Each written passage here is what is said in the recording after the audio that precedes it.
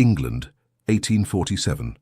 The glittering chandeliers of Fairfax House cast a golden glow over the annual spring ball, where the cream of London society gathered in their finest attire. Ladies in silk gowns swept across polished floors, their laughter tinkling like delicate bells against the steady hum of orchestral music. For most, it was an evening of celebration and revelry. For Miss Amelia Goderic, it was to be the beginning of her descent into humiliation. Amelia stood by the refreshment table, absently toying with the lace trim of her pale blue gown. At 22, she possessed a quiet beauty, not the kind that commanded immediate attention, but the sort that revealed itself slowly, like a flower unfurling in the morning light. Her chestnut hair was arranged in an elegant coiffure, accentuating her slender neck and the gentle curve of her shoulders. "You seem rather pensive this evening, Miss Goderic," observed Lady Harrington, an elderly matron whose sharp eyes missed nothing. "One would expect more enthusiasm from a bride-to-be." Amelia offered a practiced smile. "Forgive me, Lady Harrington. I find myself a trifle overwhelmed by the grandeur of the occasion." "Humph. Well, you'd best accustom yourself to such affairs. As the future Countess Fairfax, you'll be expected to host gatherings twice as lavish." The reminder of her impending marriage to Edmund Fairfax settled like a stone in Amelia's stomach. Their engagement had been arranged years ago, a mutually beneficial arrangement between her father, a respected but financially strained merchant, and the ambitious Fairfax family. Edmund needed a wife of good breeding to enhance his social standing. Amelia's family needed the security of a noble connection. Love had never entered the equation. "Speaking of your betrothed," Lady Harrington continued, her gaze drifting across the ballroom, "I haven't seen him for quite some time, nor your dear friend Miss Ashworth for that matter." Amelia glanced around the crowded room. Indeed, both Edmund and Viola were conspicuously absent. "Perhaps they've stepped out for some air," she suggested. "The ballroom has grown rather warm." Lady Harrington's lips pursed. "Together. How peculiar." She patted Amelia's arm with unexpected gentleness. "My dear, I've lived long enough to recognize when something is amiss. The way your fiancé looks at Miss Ashworth is not how a gentleman should regard his betrothed's closest friend." Heat rose to Amelia's cheeks. "I'm sure I don't know what you mean." "Don't you?" The elderly woman sighed. "You're a clever girl, Miss Goderic, too clever to be made a fool." With those cryptic words, Lady Harrington drifted away, leaving Amelia with a growing sense of unease. She had noticed Edmund's attentiveness to Viola over the past months, but had dismissed her concerns as mere jealousy. Viola Ashworth had been her dearest friend since childhood, beautiful, vivacious, and born into wealth that Amelia's family could only dream of. Surely she would never betray such a long-standing friendship. Yet doubt, once planted, grew like ivy, twisting around her thoughts. Amelia made her way through the crowd, nodding politely to acquaintances as she searched for either Edmund or Viola. She found neither in the ballroom nor the adjacent card-room. A footman informed her that no one had ventured onto the terrace. That left only the library and the conservatory on the ground floor. The library door was ajar, a sliver of light spilling onto the carpeted hallway. As Amelia approached, she heard voices, hushed, intimate, unmistakable. "Edmund, we cannot continue like this." Viola's voice, usually so confident, trembled with emotion. "It isn't fair to Amelia. Since when has fairness been a consideration in matters of marriage?" Edmund's tone was dismissive. "My engagement to Amelia is a business arrangement, nothing more.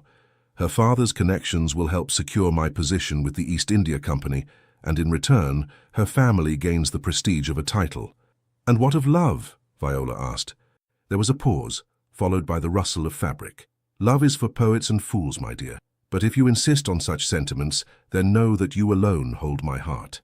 Amelia stood frozen, each word a dagger to her chest.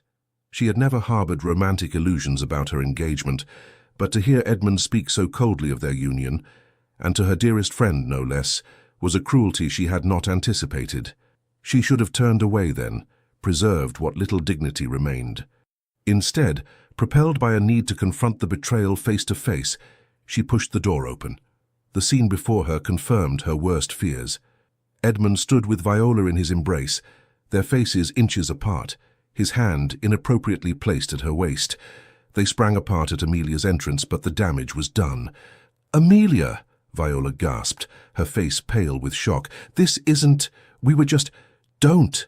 Amelia whispered, her voice surprisingly steady, despite the tempest raging within. "Please don't insult me with excuses." Edmund straightened his waistcoat, his handsome features settling into a mask of aristocratic indifference. "You're making a scene over nothing, Amelia. Viola was upset, and I was merely offering comfort." "Comfort?" Amelia echoed, incredulity breaking through her shock. "Is that what you call it?" "I heard everything, Edmund. Your dismissal of our engagement as a mere business transaction, your declaration of feelings for Viola." A flicker of annoyance crossed Edmund's face. "Don't be theatrical. Marriage among our class has always been about advantage, not sentiment. I thought you understood that." "I understood that we had an arrangement," Amelia replied, her hands trembling slightly. "What I did not agree to was humiliation." Viola stepped forward, tears streaming down her face. "Amelia, please. It was never my intention to hurt you. It just happened." The betrayal cut deeper coming from Viola than from Edmund. They had shared secrets, dreams, fears, all while Viola had been nurturing feelings for Amelia's betrothed. "How long?" Amelia asked quietly. Viola and Edmund exchanged glances. "How long have you been deceiving me?" Amelia pressed, her voice rising despite her best efforts to maintain composure. 6 months, Edmund admitted callously, "though Viola has held my affections for much longer." 6 months. Half a year of lies, of pretense, of Viola listening to Amelia's concerns about her impending marriage while secretly meeting her fiancé. The realization was too much to bear. Amelia turned to leave, desperate for air, for escape from the suffocating betrayal. "Amelia, wait!" Viola called after her. "Let me explain." But Amelia was already moving, pushing past curious onlookers who had begun to gather in the hallway, drawn by the raised voices.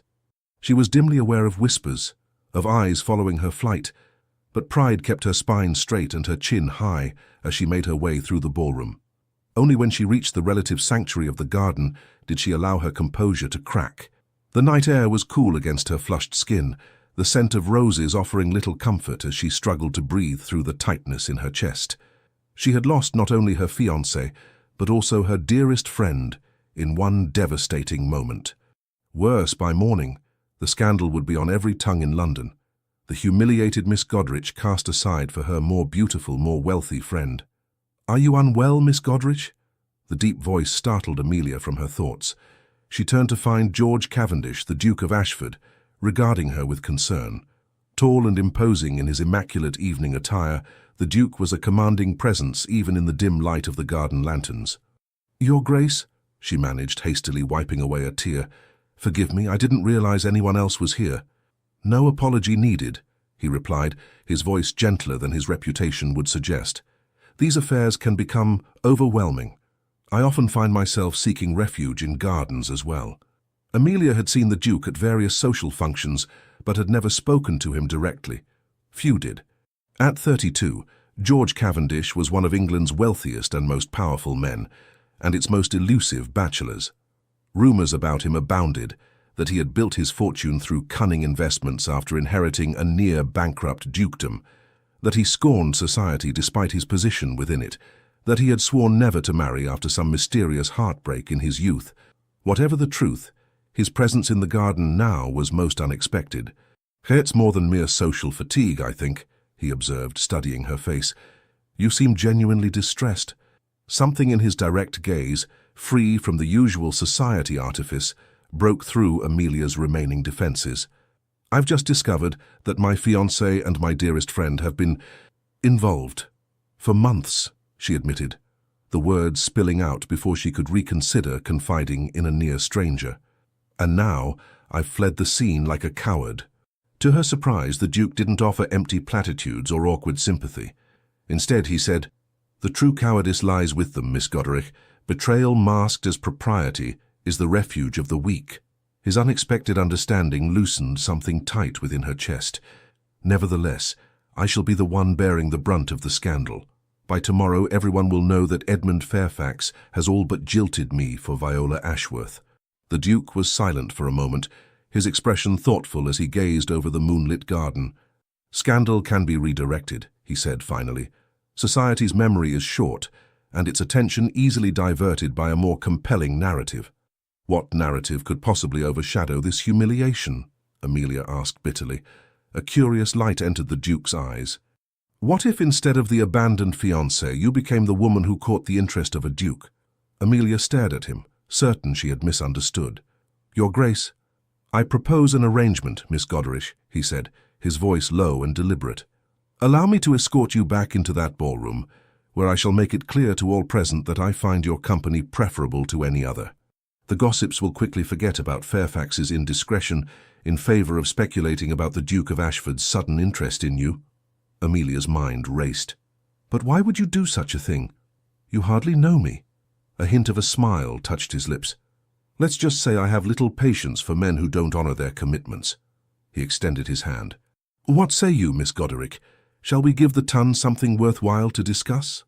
Perhaps it was madness, or perhaps it was the strange calm that follows devastating revelation, but Amelia found herself placing her gloved hand in his.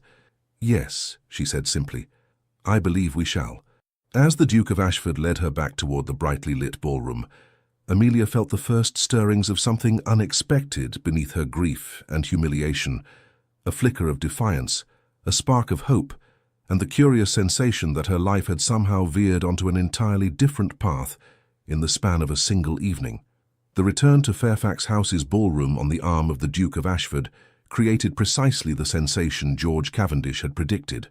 Conversations faltered, music seemed to dim, and all eyes turned to the unlikely pair as they entered through the terrace doors. Amelia felt the weight of those stares, some curious, others envious, a few openly hostile. She caught sight of her parents across the room, her mother's expression a mixture of confusion and alarm, her father appearing similarly bewildered. Nearby stood Edmund and Viola, who had evidently emerged from their hiding place in the library. Edmund's face darkened with suspicion, while Viola's complexion had gone deathly pale. Courage, Miss Goderich, the Duke murmured, his hand steady beneath hers. In my experience, society respects nothing so much as confidence, whether genuine or feigned. Taking a deep breath, Amelia straightened her shoulders and affected an expression of serene composure.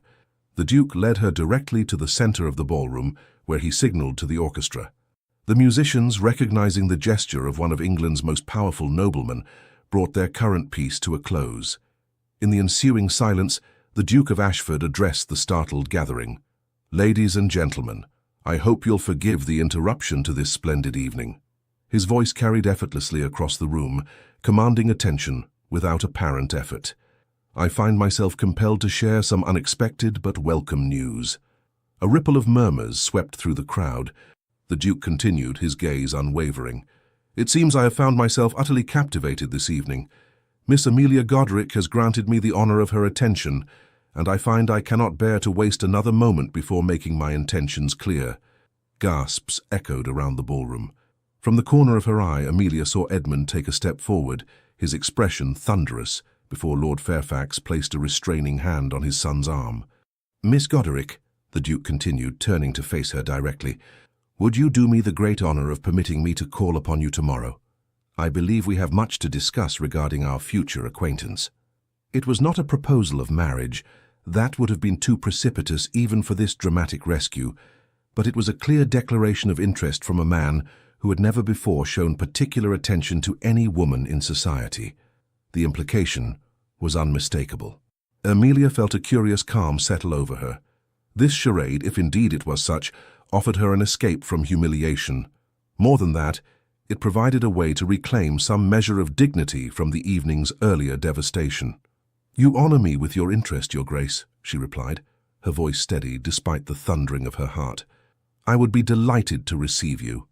A smattering of applause broke out, quickly muted by the shock still rippling through the assembly. The Duke signaled to the orchestra once more, and as the musicians struck up a waltz, he drew Amelia into his arms. Well played, he murmured as they began to move across the floor. You have a remarkable capacity for composure under duress. Necessity is a stern teacher, Your Grace, she replied quietly. For a man who reportedly avoided society whenever possible, the Duke of Ashford proved to be an accomplished dancer. He guided Amelia with effortless grace, maintaining a proper distance while still creating the impression of intimacy. I should warn you, he said, that while this evening's display will certainly divert attention from your former fiancé's indiscretion, it will place you squarely in society's scrutiny. Are you prepared for that? Amelia considered his words carefully. I believe that being the object of speculation regarding the Duke of Ashford's interest is preferable to being pitied as the woman scorned by Edmund Fairfax. A flicker of genuine amusement crossed his features. Well reasoned. Though I must point out that our little performance this evening has created certain expectations. To maintain credibility, we must continue the charade for at least a short while. How short? Amelia asked, suddenly aware of the implications of their impromptu scheme. Long enough to convince society that your broken engagement to Fairfax is of no consequence to you, he replied pragmatically. A few weeks, perhaps a month, after which time we can orchestrate a natural and amicable parting of ways, with your reputation not only intact but enhanced by having captured, however briefly, the interest of a duke. It was a coldly logical proposition, yet Amelia sensed something beneath the duke's detached manner, a hint of genuine concern, perhaps, or some personal motivation he had not yet revealed. "And what do you gain from this arrangement, Your Grace?" she asked directly. His eyes, a striking shade of grey that reminded Amelia of storm clouds, assessed her with new interest. "Perceptive," he noted. "Very well. In truth, Miss Goderic, I find myself in need of a temporary shield against the matchmaking mammas of the ton. An apparent interest in you will discourage their efforts to parade their daughters before me this season." "So we use each other," Amelia summarized, finding the honesty of his admission oddly refreshing. "A mutually beneficial arrangement," he corrected, "with clearly defined parameters and a predetermined conclusion." The waltz was drawing to a close. Soon they would be separated by the social obligations of the evening, she to explain this startling development to her parents, he to maintain the appearance of a man newly smitten. "I accept your terms, Your Grace," Amelia decided, "though I confess I find it strange to enter into another arrangement so soon after discovering the hollowness of my previous one." The music ended, and the Duke stepped back, bowing formally over her hand. "The difference, Miss Goderic," he said quietly, "is that we begin with honesty between us, no false promises, no hidden agendas." As he straightened, Amelia was struck by the intensity of his gaze. For a moment, she glimpsed something behind his carefully maintained facade, a depth of feeling, perhaps even a vulnerability, at odds with his reputation as London's most aloof aristocrat. The moment passed quickly. With a slight smile that did not quite reach his eyes, the Duke said more loudly for the benefit of those nearby, "Until tomorrow, Miss Goderic. I shall call upon you at 2 o'clock. He departed with a final bow, leaving Amelia to face the immediate consequences of their scheme. She had barely taken 3 steps when her mother appeared at her side, clutching her arm with barely concealed agitation. "Amelia, what in heaven's name has transpired?" Mrs. Goderic hissed, steering her daughter toward a relatively quiet corner. "First rumours of some scene with Edmund and Viola, and now the Duke of Ashford is singling you out. Have you taken leave of your senses?" "Not at all, Mother," Amelia replied, summoning what remained of her composure. "I've merely discovered that one arrangement was false while another opportunity presented itself." Her father joined them, his expression torn between concern and a certain calculating interest. "The Duke is worth 10 of young Fairfax in terms of position and fortune," he observed, "but his interest seems sudden." "Sometimes," Amelia said, thinking of the betrayal she had witnessed in the library, "revelations occur quite suddenly." Before her parents could press further, a commotion near the entrance to the ballroom drew their attention. Edmund was striding toward them, his face flushed with anger, Viola trailing behind him with visible distress. "What game are you playing at, Amelia?" Edmund demanded, his voice low but sharp. "One moment you're my fiancé, the next you're making a spectacle of yourself with Ashford." "A spectacle?" Amelia echoed, a new strength in her voice. "How interesting that you would choose that particular word, Edmund. I might apply it to a man conducting a clandestine affair with his betrothed's closest friend." Edmund blanched, glancing nervously at the onlookers gathering nearby. "Lower your voice," he hissed. "Whatever you think you saw or heard was perfectly clear," Amelia interrupted, "as was your assessment of our engagement as a mere business arrangement. I'm simply following your example by pursuing a more advantageous connection." Viola stepped forward, tears glistening in her eyes. "Amelia, please, we never meant to hurt you. It just happened." "Twice now you've said that, Viola," Amelia observed coldly. "Yet I find myself unable to believe that 6 months of deception just happened." Edmund's expression hardened. "You forget yourself, Amelia. Our engagement has not been formally dissolved. Your behavior with Ashford borders on scandalous." "No more scandalous than your behavior with Miss Ashworth," interjected a deep voice from behind Amelia. The Duke of Ashford had returned, his timing impeccable. He positioned himself at Amelia's side, a silent but unmistakable declaration of support. "This is a private matter, Ashford," Edmund said stiffly. "It doesn't concern you." "On the contrary," the Duke replied, his tone deceptively mild. "Miss Goderic's well-being has become a matter of great personal interest to me, and from what I observe, your presence is causing her distress." Edmund's face darkened further. "You've no right to interfere in matters between me and my fiancé." "Former fiancé," Amelia corrected firmly. "I cannot, will not, marry a man who has betrayed my trust so completely." A tense silence followed her declaration. It was Mrs. Goderich who finally broke it, her social instincts overriding her shock.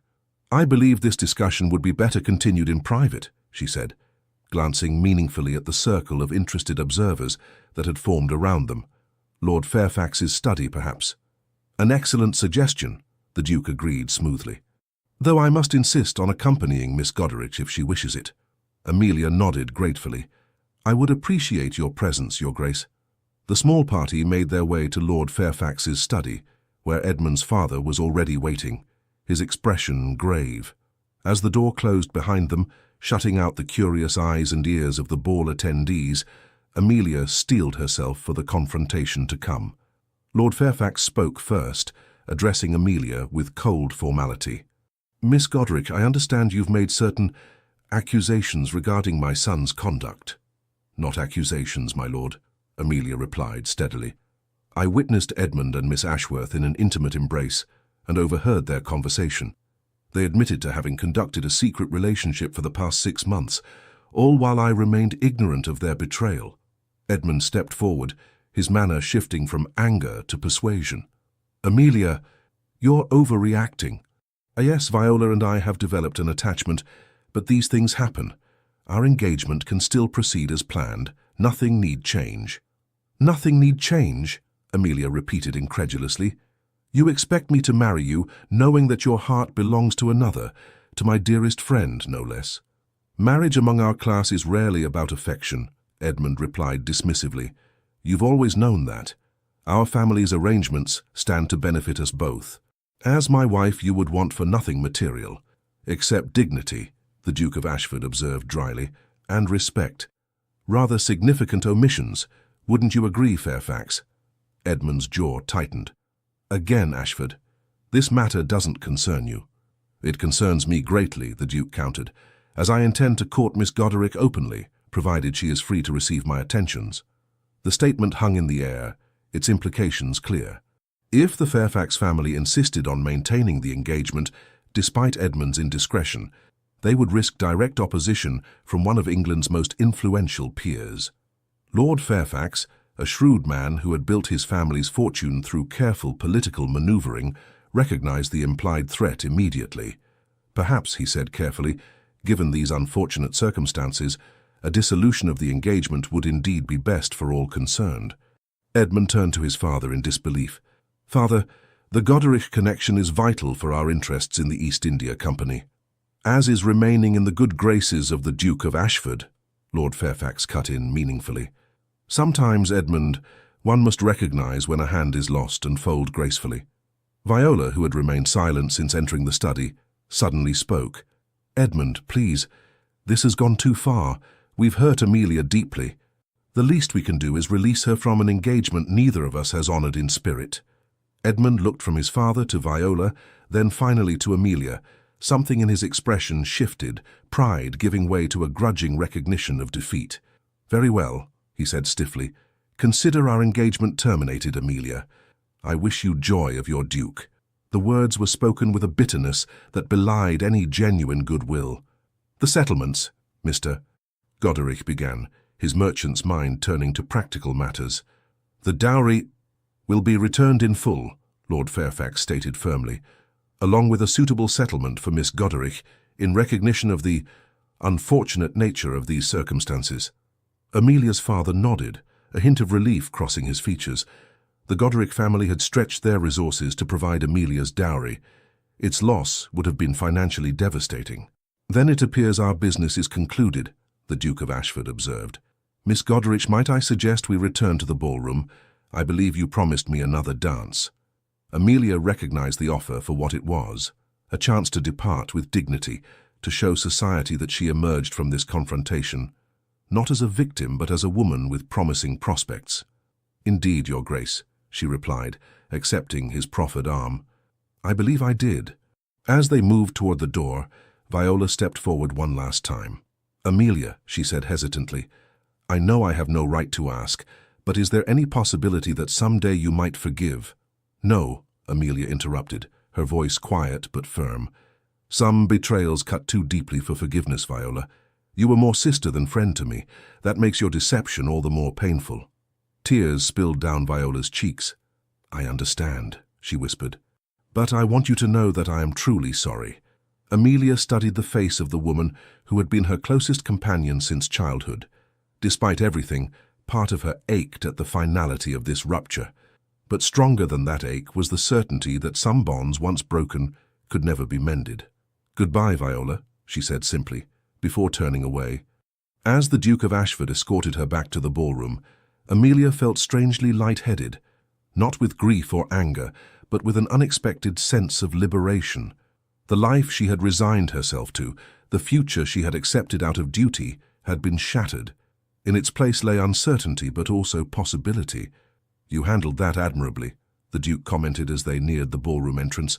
"Few would have maintained such composure." "I've had years of practice in concealing my true feelings," Amelia replied. "A necessary skill for a woman in my position." The Duke regarded her thoughtfully. "Perhaps in our arrangement you might find opportunities to speak your mind more freely. I've little patience for dissembling, Miss Goderic, even in service of propriety." The orchestra was playing another waltz as they re-entered the ballroom. Without hesitation, the Duke led Amelia onto the dance floor, drawing her into his arms with practiced ease. "People are watching," Amelia murmured, acutely aware of the curious gazes following their every move. "Let them," he replied. "By morning, the dissolution of your engagement to Fairfax will be common knowledge. Better they also witness your apparent contentment with the change in circumstances." As they moved across the floor, Amelia studied her unexpected champion more closely. The Duke of Ashford's reputation painted him as cold, calculating and utterly devoted to business rather than pleasure. Yet his actions this evening suggested a capacity for kindness, or at least justice, that contradicted that portrayal. "May I ask you something, Your Grace?" she ventured. "George," he corrected quietly. "If we are to convince society of our attachment, you should use my given name, at least in private." "George, then," Amelia said, the familiarity feeling strange on her tongue. "Why did you intervene tonight? Truly." The Duke's expression remained impassive, but something flickered in his grey eyes. "Let's just say I recognize the particular cruelty of discovering someone is not who you believe them to be." There was a story there, Amelia sensed, perhaps the explanation for his notorious avoidance of romantic entanglements. But before she could inquire further, the music ended, and the moment passed. As the evening drew to a close, George escorted Amelia and her parents to their carriage. To maintain the appearance of their burgeoning attachment, he pressed a lingering kiss to her gloved hand before assisting her into the vehicle. "Until tomorrow, Amelia," he said, just loudly enough for nearby departing guests to overhear. "I shall count the hours." Only when the carriage door closed, shielding her from public view, did Amelia allow her carefully maintained facade to slip. Exhaustion swept over her, along with the delayed shock of the evening's events. Her engagement was broken, her closest friendship shattered, and she had somehow entered into a new arrangement with the most enigmatic man in London society. Her mother leaned forward, eyes wide with anxious excitement. "Amelia, you must tell us everything. How on earth did you capture the attention of the Duke of Ashford? And what precisely occurred with Edmund and Viola?" Amelia sighed, gathering her strength for the necessary explanations. "It's rather a long story, Mother, and I'm afraid parts of it are not particularly flattering to anyone involved." As the carriage rolled through London's darkened streets, Amelia recounted the evening's events, omitting only the pragmatic nature of her arrangement with the Duke. Let her parents believe for now that his interest was genuine. The truth was complicated enough without adding that particular revelation. By the time they reached their Mayfair townhouse, modest compared to their neighbours' grander residences, Amelia's parents had processed enough of the shocking developments to begin considering their practical implications. "The Duke's interest changes everything," her father observed, helping Amelia alight from the carriage. "Even if it leads nowhere, the connection alone will elevate our standing considerably." "Henry," Mrs. Goderich chided, "our daughter has experienced a significant upheaval this evening.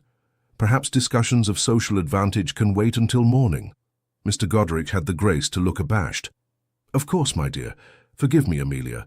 Your mother is quite right. You should rest." Amelia kissed her father's cheek, grateful for his concern despite his mercantile instincts. "It's quite all right, Father. We shall discuss everything tomorrow after the Duke's visit." In her bedchamber, as her lady's maid helped her prepare for bed, Amelia caught sight of her reflection in the mirror. She looked different somehow, her eyes brighter, her expression more alert, as though the evening's tumultuous events had awakened something long dormant within her. For years, she had accepted her place in society's careful arrangement, had resigned herself to a marriage based on convenience rather than affection. Now, unexpectedly, she found herself free of those constraints, if only temporarily. The Duke of Ashford, George, had made it clear that their arrangement was finite, a mutual convenience that would conclude once its purpose was served. Yet as Amelia slipped beneath her bed covers, she couldn't help wondering about the man behind the austere ducal facade. What had shaped him into the solitary figure society both respected and feared? What had he meant by recognizing the particular cruelty of discovering someone is not who you believed them to be? Tomorrow, when he called, perhaps she would begin to unravel the mystery of George Cavendish, Duke of Ashford. For tonight, exhaustion claimed her, drawing her into a dreamless sleep unmarked by the tears she might have expected after such a day of betrayal and revelation. The Duke of Ashford's carriage arrived at precisely 2 o'clock the following afternoon, its polished exterior and perfectly matched greys drawing appreciative glances from passers-by. Amelia, dressed in a gown of dove grey silk that her mother had insisted befitted her new status as the object of a duke's attention, waited in the drawing-room with studied calm that belied her inner turmoil. News of her broken engagement to Edmund Fairfax and the Duke's unexpected interest had spread through London society like wildfire. 3 morning callers had already visited the Goderich residence, ostensibly to inquire after Amelia's health, but transparently eager for details of the previous night's dramatic events. "His Grace, the Duke of Ashford," announced the butler, his voice carrying a note of suppressed excitement rare for the normally impassive servant. George Cavendish entered the drawing-room with the confident ease of a man accustomed to commanding attention in any setting. Dressed in a perfectly tailored dark blue coat and buff-coloured trousers, he cut an imposing figure against the modest furnishings of the Goderich home. "Miss Goderich," he greeted her, bowing formally before turning to acknowledge her parents. "Mr. Goderich, Mrs. Goderich, I trust I find you well this afternoon?" "Exceedingly well, Your Grace," Mrs. Goderich replied, practically glowing with maternal pride. "We're honoured by your visit." "The honour is mine," the Duke replied smoothly. "I've been looking forward to furthering my acquaintance with your daughter." Mr. Goderich cleared his throat. "Perhaps you would like to take refreshment in the garden, Your Grace? The weather is particularly fine today, and our roses are in full bloom." Amelia recognized her father's suggestion for what it was, an opportunity for her to converse more privately with the Duke, while still remaining within the bounds of propriety under her parents' distant supervision. "An excellent suggestion," George agreed. "Miss Goderich, would you do me the honour?" Amelia accepted his proffered arm, acutely aware of her mother's beaming approval as they made their way through the French doors leading to the modest but well-tended garden behind the Goderich townhouse. The afternoon sun cast dappled shadows across the gravel path as they strolled between neatly trimmed hedges and carefully cultivated roses. A stone bench situated beneath an ancient oak tree offered a modicum of privacy, while remaining visible from the drawing-room windows, the perfect balance of propriety and discretion. "You've caused quite a stir in society, Your Grace," Amelia observed once they were seated. "Lady Winslow and Mrs. Hemington both called this morning, fairly bursting with curiosity about your sudden interest in me." A faint smile touched the Duke's lips. "And what did you tell them?" "That some connections form unexpectedly, when one least anticipates them," she replied, vague enough to fuel speculation without committing to falsehoods. "Well done," he approved. "The best deceptions contain elements of truth." Amelia studied him in the clear afternoon light. Away from the artificial glow of ballroom chandeliers, the Duke of Ashford appeared somehow more human, still imposing certainly, but with subtle nuances to his expression that she hadn't noticed before. Tiny lines at the corners of his eyes suggested he smiled more often in private than his public persona indicated. "I've been thinking about our arrangement," she said carefully. "While I appreciate your intervention last night, truly I do, I wonder if we've embarked on a charade that may prove difficult to maintain." "Having second thoughts, Miss Godric?" he inquired, his tone neutral. "Not second thoughts precisely," Amelia clarified. "Rather practical considerations. London society will expect certain progression in our relationship. Eventually, they will anticipate an engagement announcement. And when none is forthcoming, they will assume I've trifled with your affections," the Duke concluded, "thereby creating a new scandal to replace the one we sought to avoid." Amelia nodded. "Unless we orchestrate our parting very carefully." "We needn't concern ourselves with that just yet," George said. "For now it's enough that society believes my interest genuine and your affections cautiously receptive. A fortnight of such appearances should suffice to establish that narrative firmly enough that when our paths eventually diverge, it will be seen as a natural conclusion rather than a rejection." Amelia accepted his assessment, though she remained unconvinced that the matter would resolve so neatly. Society rarely allowed its most eligible duke to conduct his affairs without intense scrutiny. "Now," George continued, his manner shifting subtly, "since we find ourselves temporarily aligned, I believe we should use this opportunity to become better acquainted. Our performance will be more convincing if built upon genuine understanding." "What would you like to know?" Amelia asked. "Everything that makes you who you are," he replied, surprising her with his directness. "Your interests, your dreams, your disappointments. The person behind the carefully composed society mask." Amelia hesitated, unaccustomed to such forthrightness. "That's rather a lot to divulge to someone who was a stranger until yesterday evening." "Fair enough," George acknowledged. "Perhaps I should begin then. You may ask me anything you wish, and I shall answer truthfully." The offer was unexpected and intriguing. What did one ask a duke when granted such liberty? Amelia considered carefully before speaking. "Last night, you mentioned recognizing the particular cruelty of discovering someone is not who you believed them to be. What did you mean by that?" If the Duke was surprised by her choice of question, he didn't show it. Instead, he gazed thoughtfully at the garden, as though seeing something beyond the carefully tended roses. "When I was 23, he began, "I was engaged to Lady Caroline Wexford, daughter of the Earl of Harrington. It was an advantageous match. Her family possessed old blood and excellent connections, while mine, despite the dukedom, had fallen into financial disarray under my father's management." Amelia listened, fascinated by this glimpse into his past. Few knew much about the Duke of Ashford's personal history beyond public records and society gossip. "Unlike your arrangement with Fairfax, I believed myself genuinely in love," George continued, a hint of self-deprecation in his tone. "Caroline was beautiful, charming, and appeared to return my affections with equal fervor. I was young enough to believe that I had achieved that rarest of outcomes in aristocratic marriages, a union of both advantage and affection." "What happened?" Amelia asked gently, sensing the direction of the story.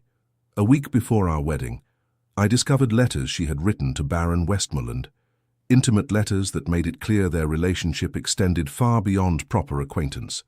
His expression remained impassive, but Amelia detected the lingering echo of an old pain beneath his composed exterior. When confronted, Caroline admitted that she had never loved me. She had accepted my proposal solely on her father's insistence, due to the financial difficulties the Harrington estate was experiencing. "I'm sorry," Amelia said softly. George shook his head. "The discovery was painful, but ultimately valuable.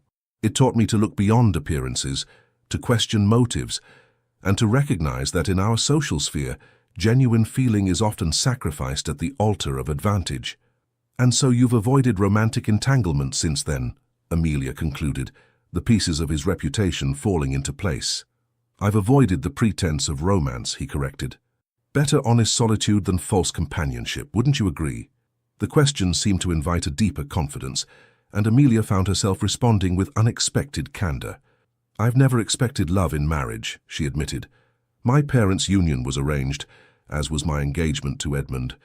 I was raised to view marriage as a practical alliance rather than a romantic endeavor." She paused, searching for the right words. "But I did expect loyalty, mutual respect. To discover that even those modest expectations were too much to hope for was illuminating.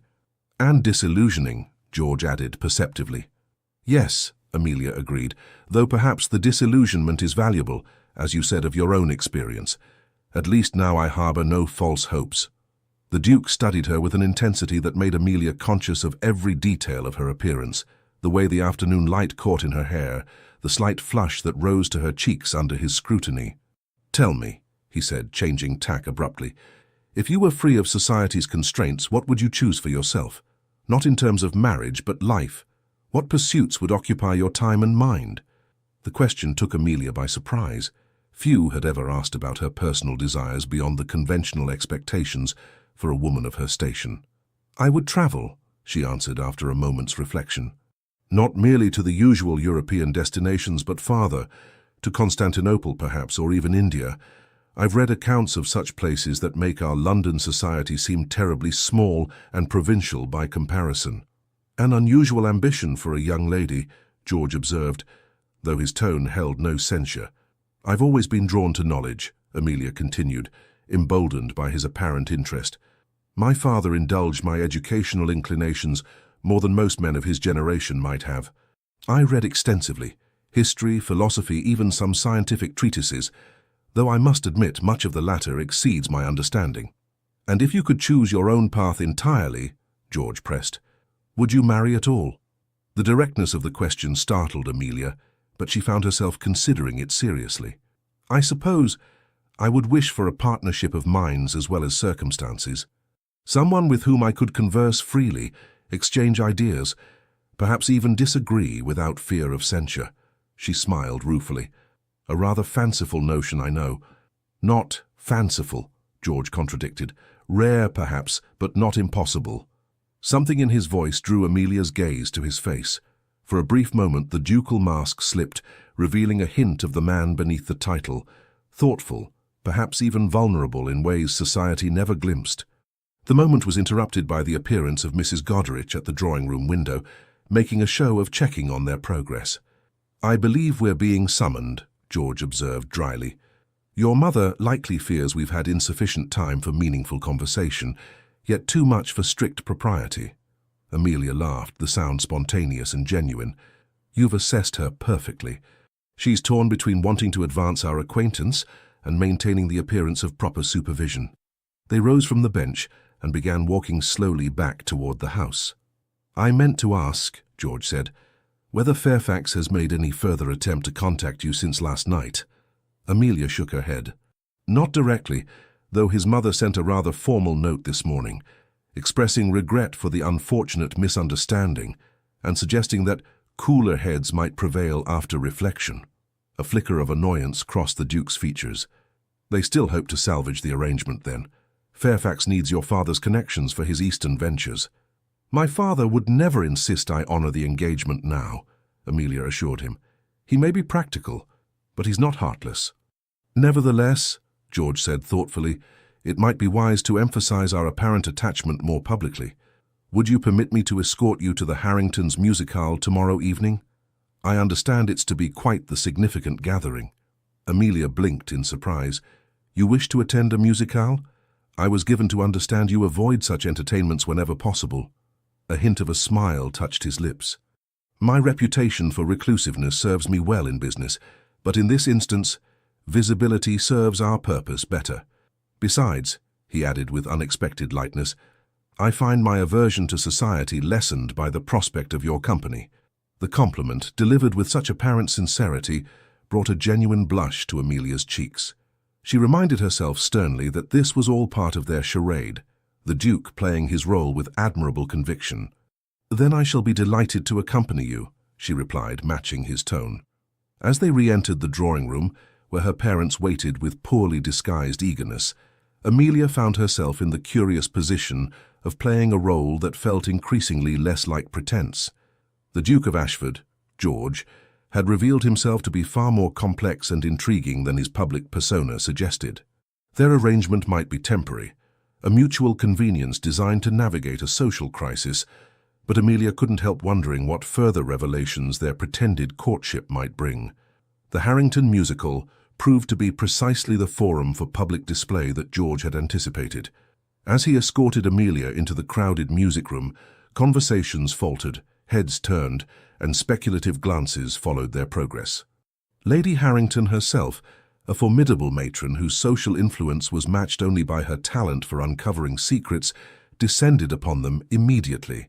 "Your Grace!" she exclaimed, her voice carrying just enough to ensure neighboring guests could overhear. "What an unexpected pleasure! We so rarely have the honor of your presence at our humble gatherings." "I find my interests have expanded of late, Lady Harrington," George replied smoothly, his hand resting lightly at the small of Amelia's back. "Miss Goderic has been enlightening me on the virtues of musical appreciation." Lady Harrington's shrewd gaze swept over Amelia, assessing everything from the quality of her pale pink gown to the manner in which she stood beside the Duke. "Indeed," she murmured, "how fascinating that Miss Goderic has succeeded where so many others have failed."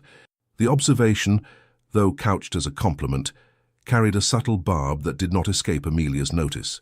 "Perhaps it's less a matter of success than of timing, Lady Harrington," Amelia replied with delicate emphasis. "Even the most resistant heart may find itself receptive under the right circumstances." George's hand pressed slightly more firmly against her back, a silent acknowledgement of her adroit response. Lady Harrington's eyebrows rose fractionally, before a calculating smile spread across her features.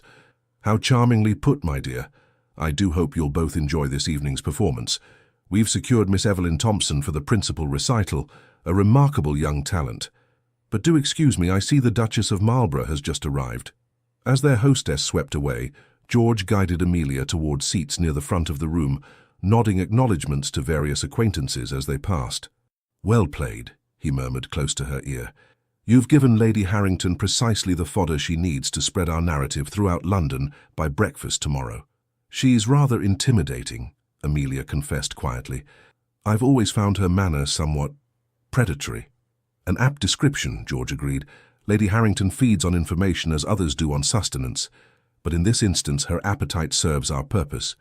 They had just taken their seats when Amelia spotted Edmund and Viola entering the music room. Accompanied by Lord and Lady Fairfax, Edmund's gaze found hers immediately, his expression darkening as he noted her proximity to the Duke. "Your former fiancé appears less than pleased with our arrangement," George observed, following her line of sight. "He has no right to any opinion regarding my affairs," Amelia replied, though she couldn't entirely suppress a flutter of anxiety at the prospect of another confrontation. George's hand covered hers briefly. "You needn't concern yourself.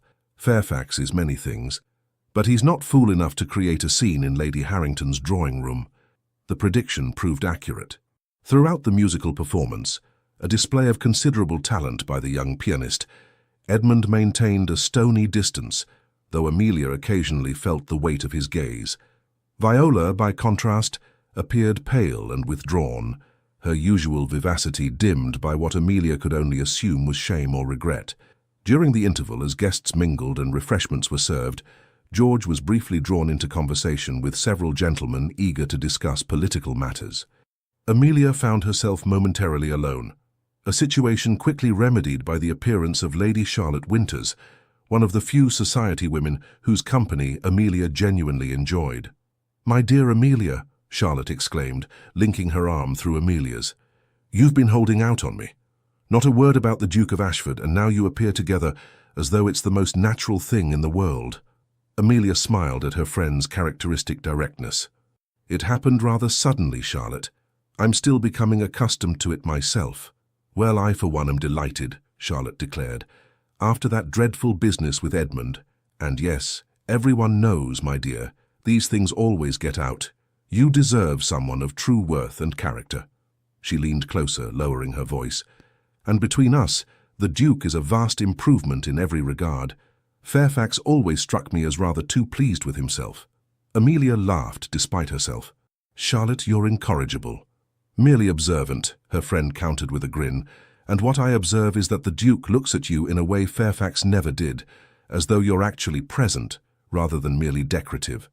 Before Amelia could formulate a response to this unexpected assessment, she felt a presence at her side and turned to find Viola standing there, her expression a mixture of determination and apprehension. "Amelia," Viola began hesitantly, "might I speak with you privately?" Charlotte's eyebrows rose, but she had sufficient tact to murmur, "I'll just fetch us some champagne," before discreetly withdrawing. Left alone with her former friend, Amelia maintained a composed exterior, despite the conflicting emotions roiling beneath the surface: anger, hurt, and an unwelcome thread of lingering affection for the woman who had been her closest companion since childhood. "I don't believe we have anything to discuss, Viola," she said quietly. "Please," Viola implored, her voice barely above a whisper, "just a few moments. I need to explain—" "You've already explained," Amelia interrupted. "You and Edmund developed an attachment. These things happen, apparently." Viola flinched at the bitterness in Amelia's tone. "It wasn't like that. At least not how you imagine." She glanced nervously around the crowded room. "Not here. Could we step onto the terrace just for a moment?" Amelia hesitated, torn between her desire to maintain distance from Viola and curiosity about what explanation could possibly justify months of deception. "Very well," she conceded reluctantly. "Briefly." The terrace was mercifully unoccupied, the spring evening just cool enough to discourage most guests from venturing outdoors. Viola led Amelia to a quiet corner, partially screened by potted orange trees. "I won't insult you with excuses," Viola began, her composure cracking slightly. "What we did, was unforgivable. I betrayed your friendship and your trust." "Yes," Amelia agreed simply. "You did." Viola's eyes filled with tears. "I've spent every moment since that night hating myself for it. But Amelia, there's something you should know." She drew a shaky breath. "Edmund isn't who you think he is. He can be cruel, calculating." Amelia frowned. "What are you saying, Viola?" "The night we met, at Lady Westmoreland's ball last autumn, he sought me out deliberately. He knew of our friendship and—" Viola hesitated, visibly struggling with her words. "He seemed so charming, so attentive. He made me feel special, valued. By the time I realized his true nature, I was already compromised." "Compromised?" Amelia repeated, a chill running through her at the implication. Viola nodded miserably. "He took liberties. Promised marriage if his arrangement with you fell through, then used that indiscretion to ensure my continued cooperation." She looked away, unable to meet Amelia's gaze. "When I threatened to confess everything to you, he implied he would ruin my reputation entirely if I spoke a word." The revelation stunned Amelia. She had known Edmund to be ambitious, perhaps even opportunistic, but this level of calculated manipulation suggested a darkness she hadn't glimpsed during their engagement. "Why tell me this now?" she asked after a moment. "Because you deserve to know the truth," Viola replied, "and because I fear for you. Edmund is furious about your connection to the Duke.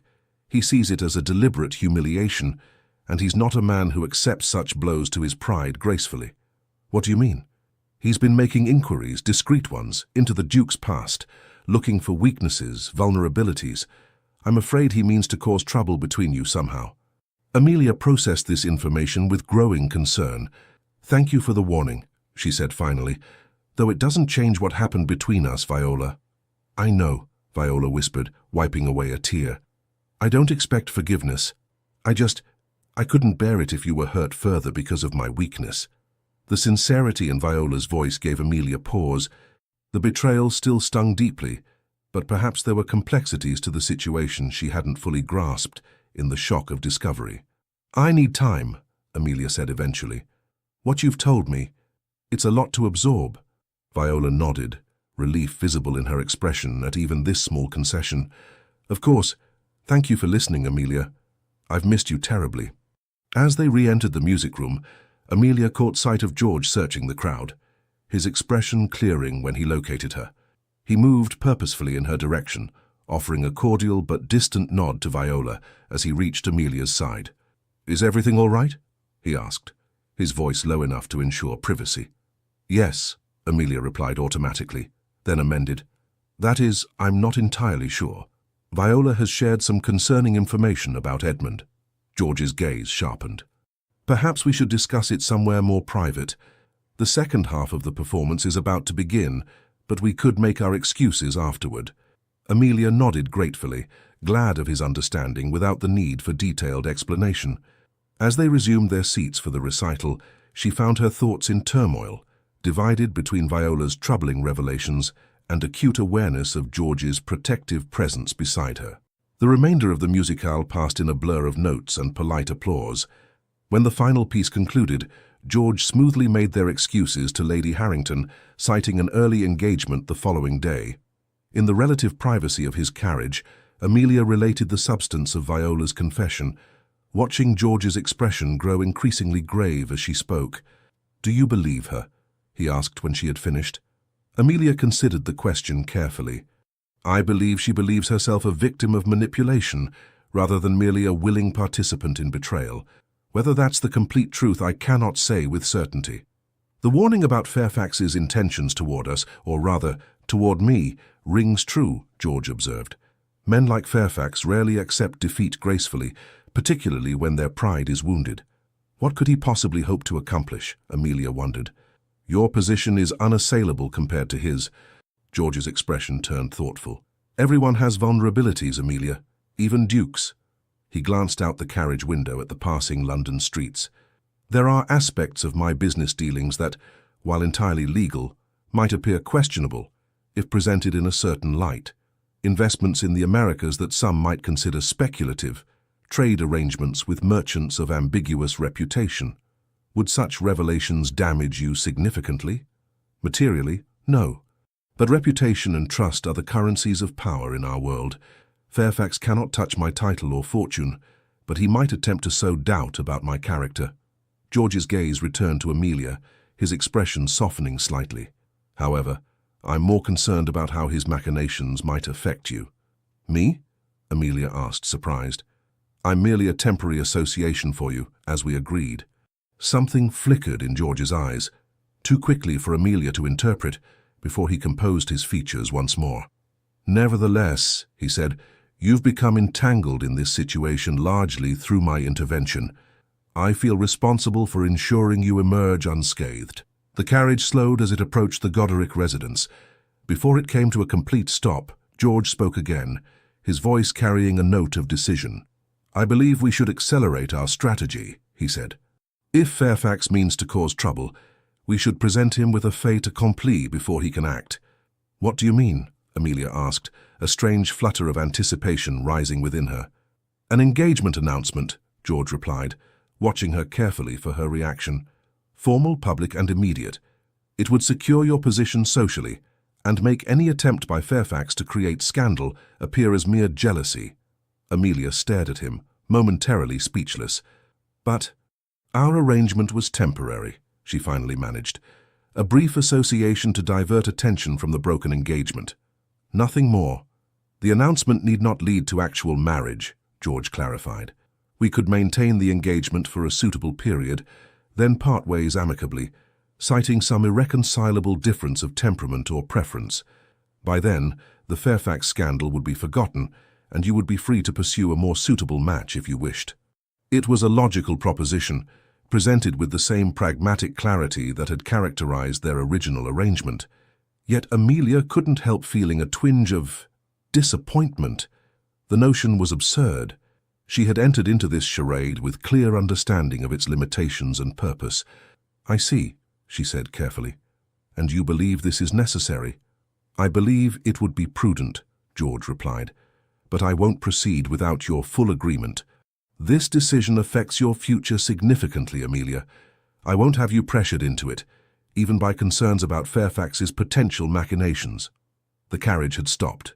Outside, the Goderic residence waited, lights glowing warmly in the evening darkness. Amelia knew her parents would be anxiously awaiting her return, eager for details of her public appearance with the Duke. "May I have until tomorrow to consider?" she asked. George nodded immediately. "Of course. I'll call in the afternoon if that's convenient."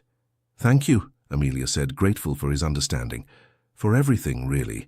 You've been remarkably kind through all of this." "Kindness has little to do with it," George replied, though his tone lacked conviction. "Merely a mutual advantage, as we agreed." As he handed her down from the carriage and bid her good night with a formal bow, Amelia couldn't help wondering if that statement was as much a reminder to himself as it was to her. For her own part, she was finding it increasingly difficult to maintain the emotional distance their arrangement supposedly required. In her bedchamber that night, as her lady's maid brushed out her hair, Amelia contemplated the Duke's proposal. A formal engagement would indeed provide protection against whatever scheme Edmund might be contemplating. It would also elevate her standing in society to heights her family had never imagined possible. Yet there was risk as well. The longer their pretense continued, the more difficult extricating herself would become, not merely socially but personally. Already Amelia was conscious of a growing attachment to George Cavendish that extended beyond their pragmatic alliance. His intelligence, his unexpected moments of vulnerability, even his sardonic observations about society, all had begun to form a picture of a man far more complex and compelling than the cold, distant Duke of reputation. "A penny for your thoughts, miss," her maid ventured, breaking into Amelia's reflections. Amelia smiled faintly at the young woman's reflection in the mirror. "I'm afraid they're worth considerably less than that, Rose. Just the usual feminine preoccupations." Rose's knowing smile suggested she attributed Amelia's distraction to romantic considerations rather than strategic ones. "If you don't mind my saying so, miss, His Grace seems quite taken with you. Mrs. Collins says the whole servants' hall at Ashford House is buzzing with it. The Duke's never shown such interest in any lady before." "Servants' gossip is notoriously unreliable," Amelia replied lightly, though she couldn't help a spark of curiosity. "Mrs. Collins is your cousin in the Duke's household?" "Yes, miss. Second laundry maid. Says the Duke's been different these past days, asking about flower arrangements for the drawing rooms, having the conservatory at Ashford House especially tended." Rose lowered her voice conspiratorially. "And Mrs. Collins says he's ordered a complete refurbishment of the Duchess's suite, untouched since his mother's passing, that was." Amelia's pulse quickened at this information. Such preparations suggested a level of commitment beyond their temporary arrangement, unless, of course, it was merely part of George's thorough approach to their charade. "I'm sure His Grace has many reasons for updating his residences," she said carefully, "none of which necessarily relate to me." Rose looked unconvinced, but knew better than to contradict her mistress directly. "As you say, miss. Will there be anything else this evening?" "No, thank you, Rose. That will be all." Left alone, Amelia moved to the window, gazing out at the night sky barely visible beyond London's glow. Her thoughts remained fixed on the Duke of Ashford, on George, and the curious path that had led them to this juncture. Whatever his true intentions, whatever game Edmund might be playing, Amelia recognized that she stood at a crossroads. The decision she made tomorrow would shape not only her immediate future, but potentially the course of her entire life. For the first time since her disastrous discovery at the Fairfax ball, Amelia found herself contemplating possibilities beyond the narrow confines of duty and expectation. If nothing else, her association with the Duke of Ashford had awakened her to the realization that she deserved more than a marriage of mere convenience, that perhaps, despite the lessons of her upbringing, she might dare to hope for something closer to happiness. With that thought warming her heart against the night's chill, Amelia finally sought her bed, her dreams filled with images of storm-grey eyes and unexpected possibilities. The following afternoon found Amelia in the drawing-room once more, awaiting the Duke's arrival with a curious mixture of anticipation and trepidation. She had spent much of the morning in thoughtful consideration of his proposal, weighing practicality against the increasingly complicated emotions that coloured their association. "His Grace, the Duke of Ashford," announced the butler, and Amelia rose to greet George as he entered. Today he wore a coat of deep forest green that complemented his dark hair and emphasized the unusual grey of his eyes. As he bowed over her hand, Amelia noted that his expression carried a gravity beyond its usual reserve. "I trust you're well, Miss Goderic?" he inquired formally, aware of the butler's lingering presence. "Quite well, thank you, Your Grace," she replied. "Would you care to walk in the garden again? The afternoon is particularly fine." George nodded, offering his arm with practiced ease. "I would be delighted." Only when they had reached the relative privacy of the garden bench did his manner relax slightly. "You look troubled, Amelia. Have you been distressed by our discussion last night?" "Not distressed," she corrected gently. "Thoughtful. Your proposal presents both advantages and complications." "I'm eager to hear your assessment of both," George said, his attention focused entirely on her, a quality Amelia had come to appreciate in their conversations. Unlike many men of her acquaintance, the Duke listened as though her opinions genuinely mattered. "The advantages are clear," she began. "A formal engagement would indeed secure my social position and likely neutralize whatever scheme Edmund might be contemplating. It would also," she added with a small smile, "utterly delight my parents, who can scarcely believe their daughter has captured the interest of a duke." George acknowledged this with a slight incline of his head. "And the complications?" Amelia hesitated, searching for words that would convey her concerns without revealing too much of her developing feelings. "The longer we maintain this pretense, the more difficult it becomes to distinguish between performance and reality, at least for me." She looked away, unable to meet his gaze as she made this admission. "I find myself enjoying your company rather more than our arrangement strictly requires." A moment of silence followed her words. When George finally spoke, his voice carried a note Amelia hadn't heard before, a warmth that belied his usual reserve. "Perhaps," he said carefully, "the distinction between pretense and reality is not as clear as we initially believed." Amelia's gaze snapped back to his face, searching for meaning in his measured expression. "What are you saying, George?" He leaned forward slightly, his eyes intent on hers.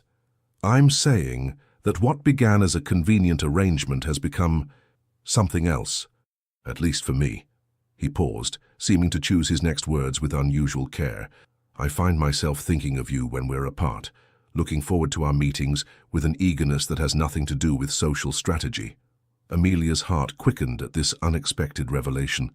"You never indicated—" "How could I?" George interrupted gently. "Our agreement was explicitly temporary. I had no right to complicate matters with personal sentiments that you might not welcome." "And now?" Amelia asked, scarcely daring to breathe. "Now I find I cannot in good conscience propose even a pretend engagement without honesty between us." George took her hand, his touch warming her despite the light barrier of her gloves. "The engagement I propose need not be temporary, Amelia, not if you could consider a more permanent arrangement." The words hung in the air between them, momentous and transformative. Amelia studied his face, searching for any sign of insincerity or calculation, finding instead an vulnerability that touched her deeply. "Are you asking me to marry you, George?" "Truly?" "Yes," he replied simply. "Though I recognize the suddenness of this may require time for consideration, I don't expect an immediate—" "Yes," Amelia interrupted, the certainty in her heart outpacing caution. "Yes, I will marry you." For the first time since they'd met, genuine surprise registered on George's features, followed by a smile that transformed his entire countenance. "You're certain?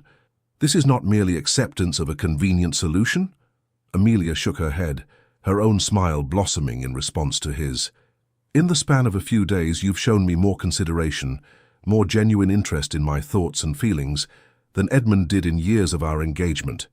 You've revealed yourself to be a man of principle beneath your ducal reserve. And," she added with newfound boldness, "I find myself thinking of you when we're apart as well." George's smile deepened, reaching his eyes in a way that made Amelia's heart flutter strangely in her chest. "Then it seems we've both been caught in our own charade." Amelia laughed softly. "Perhaps there was less pretense than either of us realized." "There's something else you should know," George said, his expression growing serious once more. "Something I should have told you earlier, perhaps." "What is it?" Amelia asked, a flicker of concern rising at his change in demeanor. My investigation into Fairfax's activities has uncovered some troubling information, he said. It appears he's been systematically manipulating young women of good family, but limited means, women like yourself, for financial gain. Amelia frowned. I don't understand. His pattern is consistent, George explained. He identifies families with useful business connections but precarious finances, courts their daughters with promises of advantageous marriages, then extracts financial concessions from the fathers under the guise of joint ventures before manufacturing reasons to break the engagements. But he didn't break our engagement, Amelia pointed out. I discovered his betrayal and ended it myself. Yes, and that disrupted his usual method, George agreed. Your discovery of his affair with Viola forced his hand before he had fully leveraged your father's East India connections. It's why he's particularly angry about losing you, not from any genuine attachment, but because his scheme was interrupted. A cold realization settled over Amelia. And Viola, was she aware of this pattern? George hesitated. I believe her story contains elements of truth. Fairfax likely did pursue her deliberately, but not merely for pleasure. She was useful to him, a way to maintain appearances, while he continued his scheme with you. How many others? Amelia asked quietly. 3 that I've confirmed, George replied, all within the past 5 years. Each followed the same pattern, a lengthy engagement, business entanglements with the father, then a scandal or conflict that allowed Fairfax to withdraw while keeping whatever financial advantage he had gained. Amelia shook her head, struggling to reconcile this calculating predator with the man she had been prepared to marry. I was such a fool. No, George contradicted firmly. You were trusting, as you had every right to be. The deception is his shame, not yours. Something occurred to Amelia suddenly. Is this why you intervened that night at the ball? Did you already suspect Edmund's true nature? I had suspicions, George admitted. Rumors had reached me about Fairfax's previous engagements, but I had no concrete evidence until I witnessed your discovery of his betrayal. Your distress in the garden moved me, certainly, but I also recognized an opportunity to expose his pattern of behavior. So our arrangement served multiple purposes, Amelia observed, trying to determine how she felt about this revelation. George reached for her hand again, his expression earnest. Initially, yes. But Amelia, you must believe that my growing feelings for you were entirely unexpected and genuine. I entered into our arrangement with strategic intentions, but I remain in it now because I cannot imagine my life without you in it. The sincerity in his voice dispelled any doubts that might have formed. Amelia squeezed his hand gently. I believe you, George, and I'm grateful for your honesty, even if the timing is somewhat belated. A rueful smile touched his lips. I've spent years cultivating emotional distance, learning to trust, to speak openly of feelings. These are skills I'm only beginning to rediscover. Then we shall learn together, Amelia said softly. For I too have spent my life preparing for a marriage of convenience rather than affection. This territory is unfamiliar to us both. George's expression warmed at her understanding. There's one more matter we should discuss before formalizing our engagement, he said. Edmund Fairfax.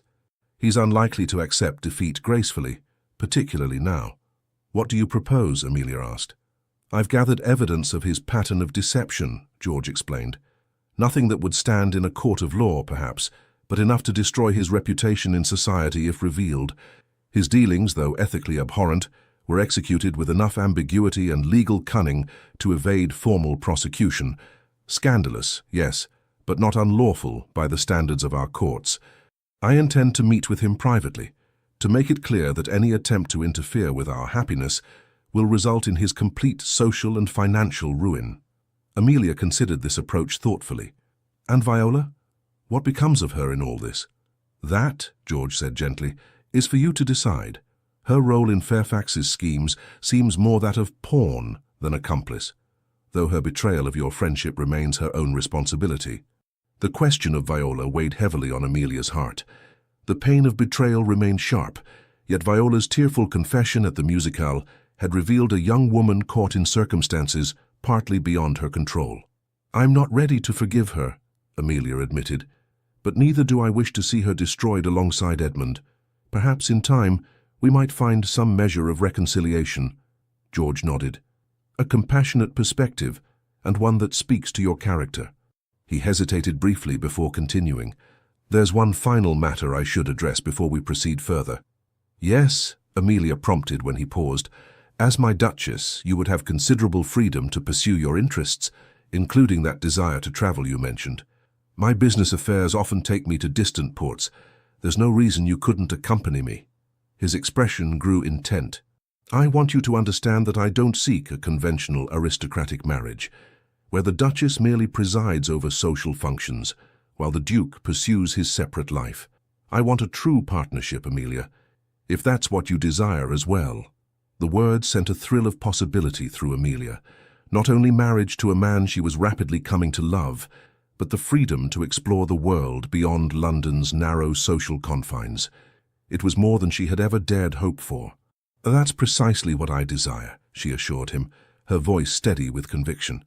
"A true partnership built on mutual respect and affection." George's face lit with a smile that transformed his usually serious countenance. "Then I believe we have an understanding." "Indeed we do, Your Grace," Amelia replied, her own smile matching his. "I should speak with your father," George said, rising from the bench and offering his hand to assist her. "And then perhaps make our engagement known at the Pembroke ball this evening." "The perfect occasion," Amelia agreed, accepting his hand and rising to stand beside him. "The entire ton will be present." As they walked back toward the house, George's hand resting lightly at the small of her back, Amelia marveled at the strange turns her life had taken in the span of mere days. What had begun as humiliation and betrayal had somehow transformed into an unexpected chance at genuine happiness. The Pembroke ball was in full swing when the Duke of Ashford's carriage arrived. Amelia sat beside George, her fingers lightly resting on his arm, a delicate diamond engagement ring, his grandmother's, he had explained, gleaming on her left hand. Her father's reaction to the Duke's formal request for her hand had been one of barely contained jubilation, while her mother had promptly burst into tears of joy before launching into immediate plans for what would surely be the social event of the season. George had endured their excitement with good grace, even agreeing to Mrs. Goderic's suggestion of a June wedding at St. George's, Hanover Square, a mere 8 weeks away. "Are you ready?"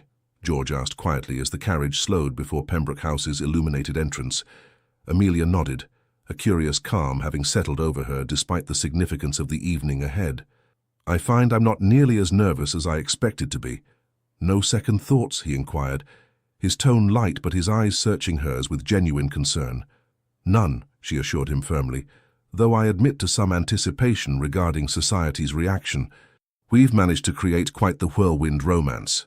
George's smile held a hint of mischief rare for his public demeanor. "Let them talk.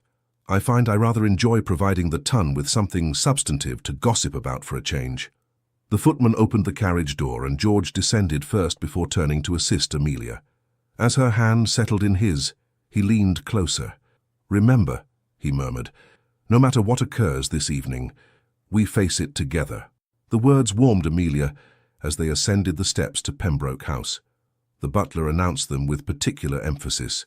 His Grace, the Duke of Ashford, and Miss Amelia Goderic, causing an immediate ripple of attention through the crowded ballroom. Lady Pembroke hastened to greet them, her sharp eyes immediately noting the ring on Amelia's finger.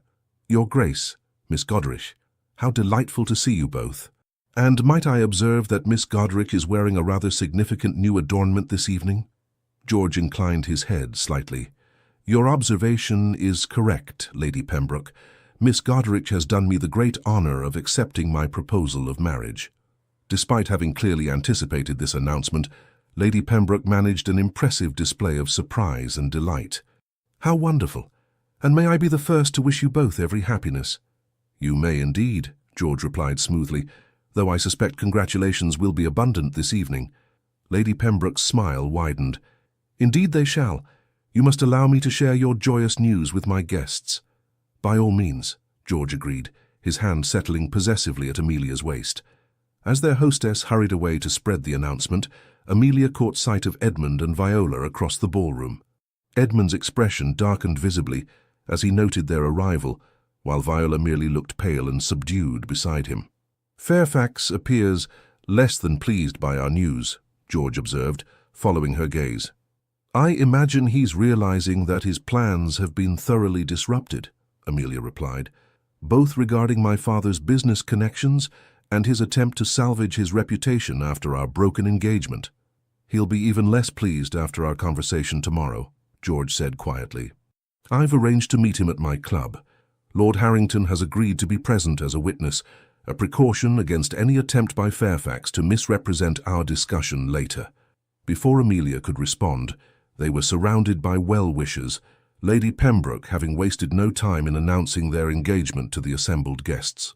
For the next hour, Amelia found herself accepting congratulations from what seemed like half of London society, many of whom had scarcely acknowledged her existence before her association with the Duke.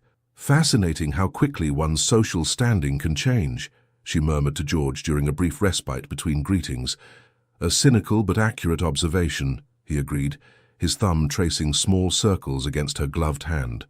"Though I find myself grateful for the change in my own standing, if not society's assessment of it." "Oh?" Amelia inquired, intrigued by this admission. "Until recently, I was regarded as unapproachable, cold. The solitary Duke, married to his business interests," George elaborated. "Now, thanks to you, I'm seen as a man capable of genuine feeling. It's a rather significant improvement." The warmth in his gaze as he spoke made Amelia's heart flutter pleasantly. "I'm glad to have been of service," she teased gently. "More than you know," he replied, his voice dropping to an intimate tone that sent a delicious shiver through her. Their moment was interrupted by the approach of Lady Harrington, her sharp gaze assessing them with undisguised curiosity. "Well, well," she declared without preamble, "it seems the Duke of Ashford has finally been captured. London's most eligible bachelor, claimed at last." "Not captured, Lady Harrington," George corrected mildly. "Merely fortunate enough to recognize a rare treasure when I encountered one." The older woman's eyebrows rose at this uncharacteristically romantic declaration from a man known for his pragmatism. "Indeed. How very poetic of you, Your Grace." Her gaze shifted to Amelia. "You've accomplished what many considered impossible, my dear. One can only imagine what other miracles you might work as Duchess of Ashford." "I assure you, Lady Harrington, my ambitions extend no further than securing the happiness of my future husband and myself," Amelia replied with careful politeness. "Commendably modest," Lady Harrington observed, though her tone suggested she found such modesty either suspicious or foolish. "Though one should never underestimate the influence a duchess may wield, particularly one married to a man of such extensive interests as the Duke." Before the conversation could continue along this potentially awkward path, a disturbance near the ballroom entrance drew their attention.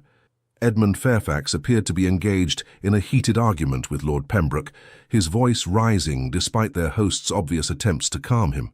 "It appears your former fiancé has had too much champagne," Lady Harrington observed with barely concealed delight at the prospect of scandal. "How unfortunate!" George's expression hardened. "If you'll excuse us, Lady Harrington, I believe I should offer Lord Pembroke my assistance." With a protective hand at Amelia's back, he guided her away from the older woman, though not directly toward the disturbance. "Wait here," he murmured, guiding her toward Charlotte Winters, who stood nearby.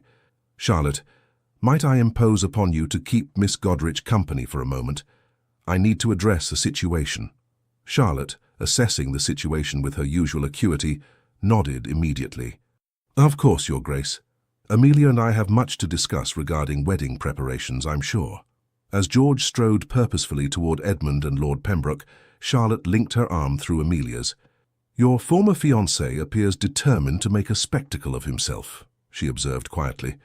"Though I must say your current fiancé seems equally determined to prevent it." Amelia watched anxiously as George reached the two men, his calm authority immediately changing the dynamic of the confrontation. Though too distant to hear their words, she could see Edmund's aggressive posture gradually subside in the face of whatever George was saying. "The Duke is rather masterful in such situations, isn't he?" Charlotte remarked with admiration. "So different from Edmund, who always seemed to be performing for an audience." "George is surprising in many ways," Amelia admitted, her gaze still fixed on the scene across the ballroom. Charlotte squeezed her arm gently. "You love him," she stated, rather than asked. "I can see it in your face when you look at him." The observation startled Amelia, though she couldn't deny its accuracy. "Is it that obvious?" "Only to someone who knows you well," Charlotte assured her. and I'm delighted for you, truly. When you first told me of your broken engagement to Edmund, I feared you'd been terribly hurt. Now I see it was the best thing that could have happened." "A blessing in disguise," Amelia agreed, watching as George and Lord Pembroke escorted a subdued Edmund from the ballroom, presumably to sober up away from the curious eyes of society. Viola, left standing alone after Edmund's removal, looked lost and uncertain. After a moment's hesitation, she made her way toward Amelia and Charlotte, her steps faltering as she approached. "Amelia," she began hesitantly, "I just wanted to offer my congratulations. The Duke seems... he clearly cares for you deeply." The sincerity in Viola's voice gave Amelia pause. Despite everything, a part of her still mourned the friendship they had once shared. "Thank you, Viola." An awkward silence fell between them, years of shared confidences and recent betrayal, creating a chasm neither seemed certain how to bridge. Charlotte, sensing the tension, murmured a discreet excuse about refreshments and moved away, leaving the former friends in relative privacy. "I heard about your engagement this morning," Viola continued softly. "Edmund was quite upset." "So I gather," Amelia replied, glancing toward the doorway through which the men had disappeared. "Though his concern seems rather misplaced, given the circumstances of our parting." Viola looked down, her fingers twisting nervously in her skirts. He's not well, Amelia.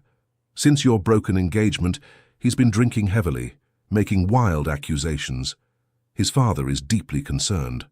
"I'm sorry to hear that," Amelia said, and found she meant it despite everything. "But his well-being is no longer my responsibility." "No," Viola agreed quickly. "Of course not. She hesitated, then continued in a rush. "I wanted to thank you for not revealing the full extent of what happened. Many in your position would have ensured we were both thoroughly ruined in society." Amelia studied the face that had once been as familiar to her as her own. "Despite everything, Viola, I wouldn't wish such a fate on you, on either of you." Relief flickered across Viola's features. "You're more generous than we deserve." She paused, seeming to gather her courage before adding, "Is there any possibility, do you think, that someday we might, not as before, certainly, but perhaps—" "I don't know," Amelia answered honestly. "The wound is still too fresh to consider what healing might eventually look like." Viola nodded, accepting this assessment without protest. "I understand, but I want you to know that I am truly happy for you, Amelia. The Duke is a fortunate man, and from the way he looks at you, I believe he knows it." Before Amelia could respond, George reappeared at her side, his expression composed, but with a hint of tension around his eyes. "Fairfax has been persuaded to return home," he informed her quietly. "Lord Pembroke's carriage is conveying him as we speak." Viola cursed uncertainly. "If you'll excuse me, Your Grace, Amelia, I should find Lady Fairfax."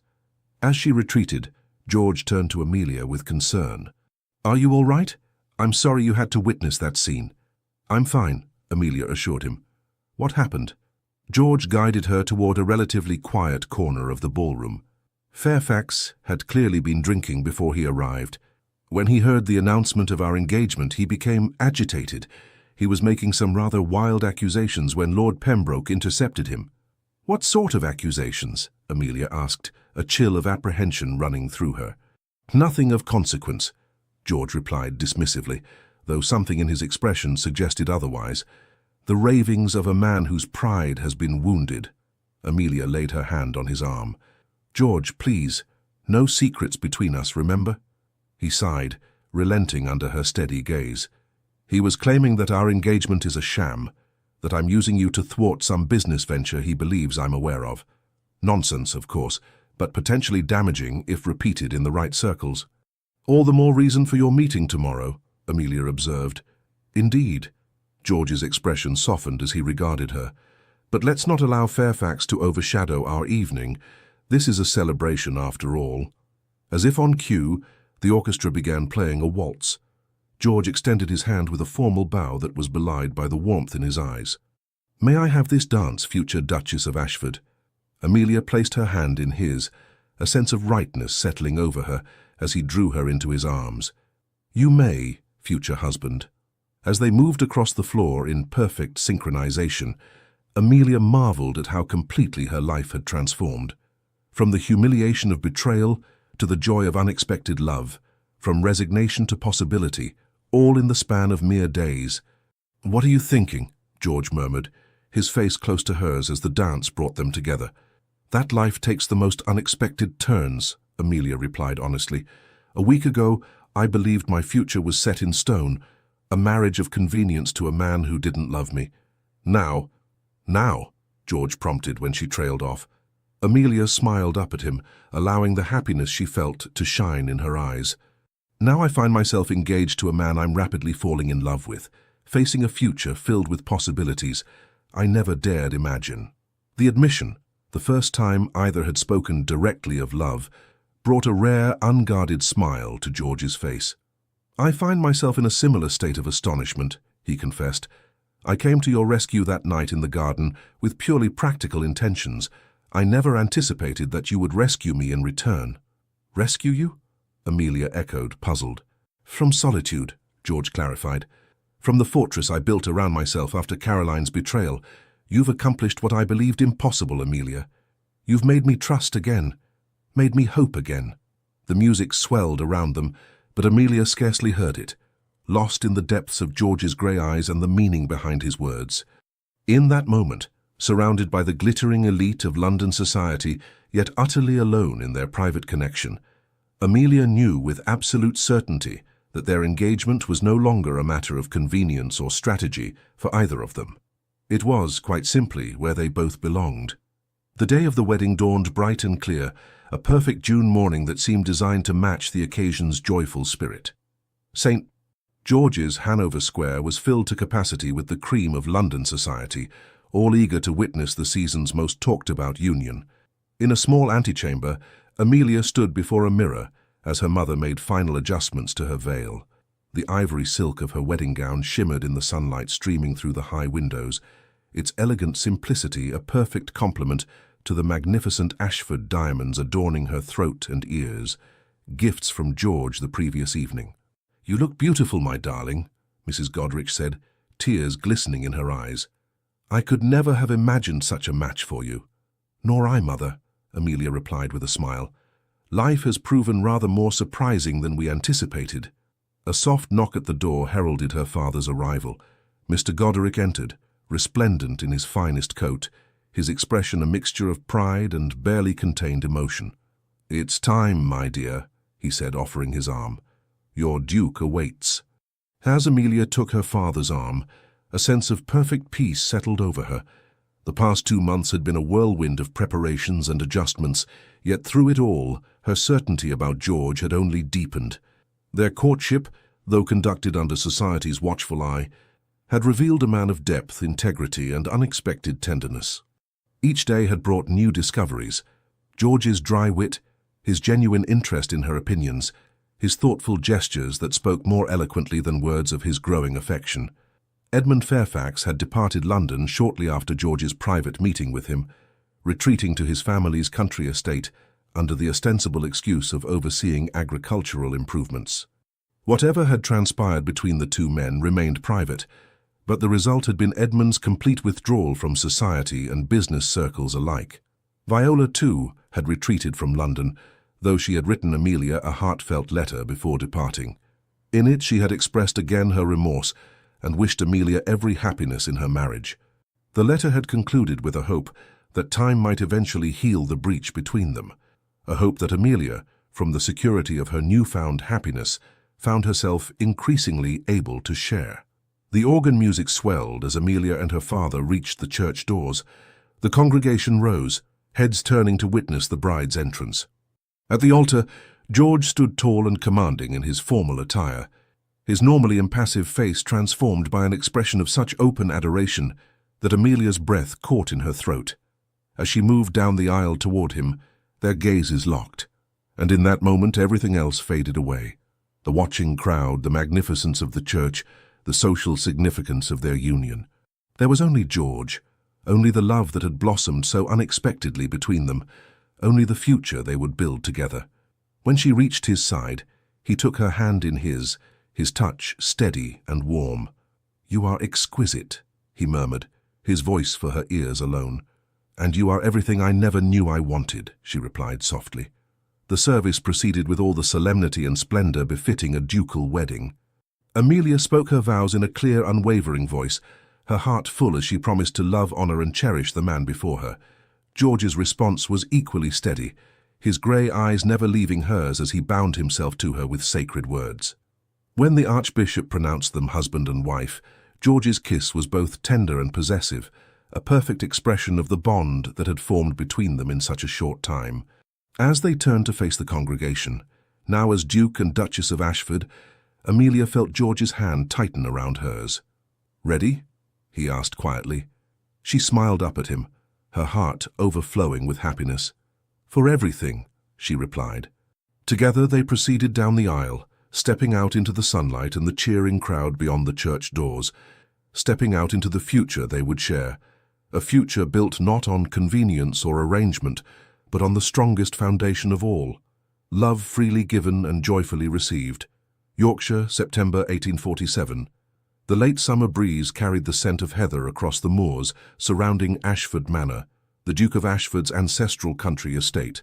In the private walled garden behind the grand house, Amelia sat on a stone bench, a book open but unread in her lap, as she gazed contentedly at the colourful profusion of roses, lavender, and late-blooming delphiniums. 3 months of marriage had brought changes both profound and subtle.